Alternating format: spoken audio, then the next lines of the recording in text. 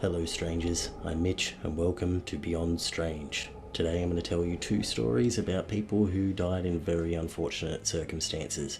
Both people were having very ordinary days, yet it seemed to end very badly. On my channel I explore the strange, mysterious, wonderful things that are out there that might creep you out the same way that they creeped me out.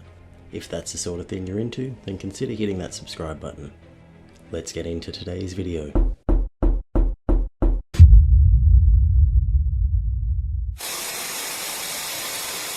The stories you're about to hear are graphic. Viewer discretion is advised.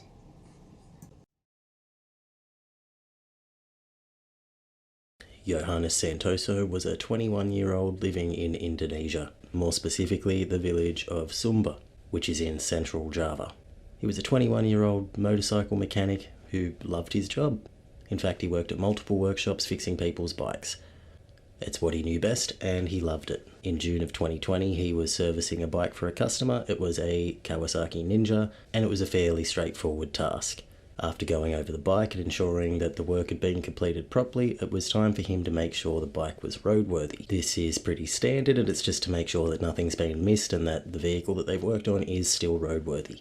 And it's always meant to be done before the keys are handed back to the customer. He left the workshop a little bit before 2:30 p.m. The weather was fine, traffic was no heavier than usual. However, if you've been to Indonesia, you would know that these roads, even when they're not busy, the traffic is still pretty dense, to the point that riding a motorcycle generally comes with pretty high risk. But Johannes was a confident rider, so he peeled out of the driveway and began checking the brakes, making sure he didn't give it too much throttle, making sure that the throttle was responding, and paying attention to whether or not there were any strange vibrations or noises. There didn't appear to be, so Johannes was then ready to begin the official test ride. Not long after he began his ride, Johannes suddenly veered off the road, crashing into the fence of a post office before falling to the ground. Shocked, a bystander ran over to him to give him a hand, but Johannes suddenly stood up and seemed okay for a second. But he wasn't.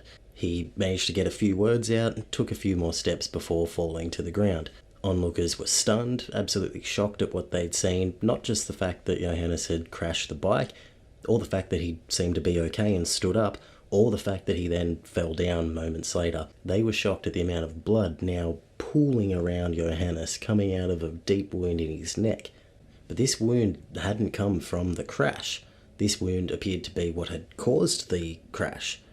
But how was that possible? Johannes had only just gotten on the bike, he'd just started his ride, wasn't hit by any other vehicles. Nothing seemed to happen, so how did he get this deep wound on his neck? Well, in Indonesia and many other countries around the world, a very popular pastime of children, as well as part of festive decorations, are the kite. Now, these kites will be created to be as extravagant as possible. When there's a festival, there'll be massive flying creatures that they'll soar into the sky and they'll leave up there for a long time. Now, children playing with kites will often do the same thing that they see happen during these festivals, which is when the kite is up in the air and you no longer wish to hold it, you anchor it off somewhere to stop it from flying away. A common material used to make the strand that holds the kite in the air is a type of glass wire. Now, it's not your typical glass that will shatter into 1,000 pieces. This is more in line with, say, fishing line. Johannes had found himself entangled in one of these fishing lines that had been secured to a light post close to the workshop. Now, it's unsure exactly how he became so entangled in it that it was able to wrap around his neck without him noticing, but the fact remains that Johannes started accelerating with this glass wire tangled around him, which then tightened around his neck, cutting through the skin, cutting through multiple layers of skin down into his artery. Somehow Johannes was able to stand up and untangle this mess of glass wire from around his neck. Even though he was bleeding severely, he managed to walk a few steps and say a few words, which were that he worked at about 10 other workshops before the blood loss made him pass out, and unfortunately he was pronounced dead upon arrival at the hospital.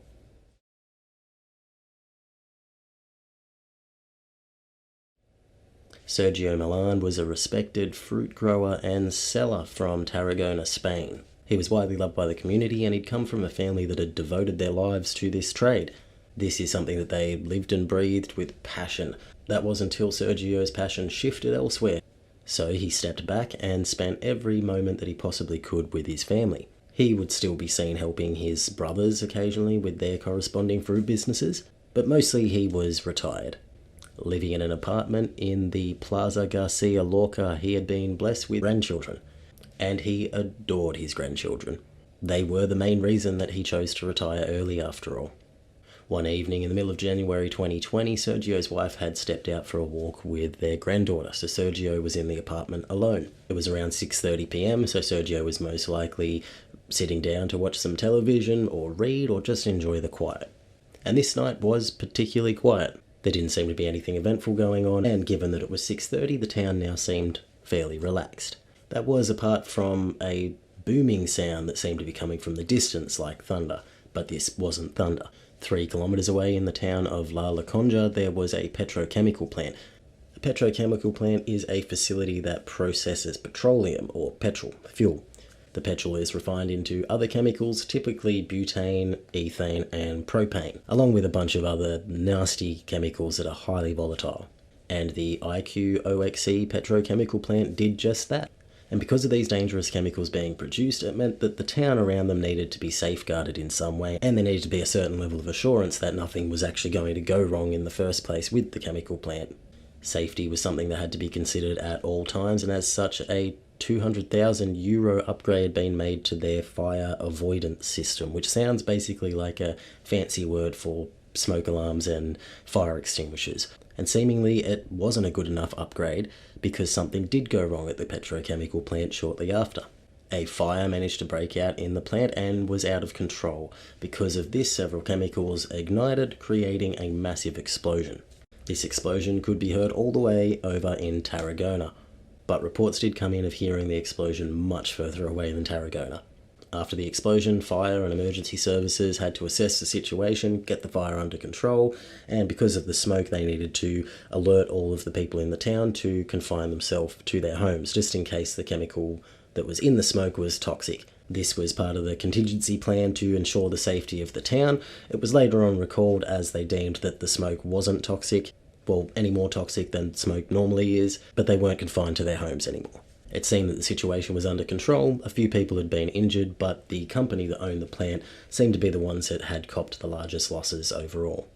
What no one knew at the time was that the force of explosion was so severe that parts of the steel plating inside the petrochemical plant that are there to make sure that everything kind of stays contained in case of an explosion had ruptured. They'd sheared apart from each other and everything in between had been obliterated. But in a bizarre twist of fate, a 1-ton square piece of steel was launched from the petrochemical plant like a rocket and flew 3 kilometers over to the town of Tarragona, where it crashed into the apartment above Sergio Milan's. Because of the weight of this steel plate and the velocity of it crashing into the building, the force was enough that even though it was the apartment above Sergio, the floor of this apartment was coincidentally Sergio's roof, so the apartment above him collapsed down on top of Sergio, killing him instantly.